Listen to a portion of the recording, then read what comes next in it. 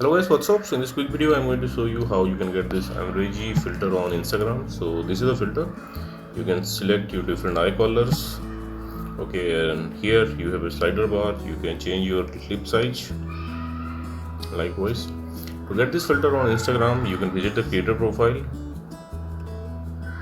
Sophie is the creator of this filter. You can follow her to unlock all her filter to your Instagram camera tray. She's having some awesome filter.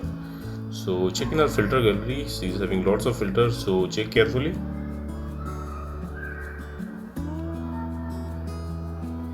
Yep, and this is the filter. Amrezy. Tap on it and you will see this preview. From here you can save it to your Instagram camera tray and you can tap on try to try the filter. And suppose you are not getting the filter like this, then what you can do, you can visit this website. Link to this website I'll give in the description box below. Here in this website you will see link to the filter. Just tap on the link and open it with Instagram. Likewise, and there you go, you got the filter. So that's it guys. Likewise, you can get this filter and use this filter on Instagram. So thanks for watching the video guys. See you in the next video.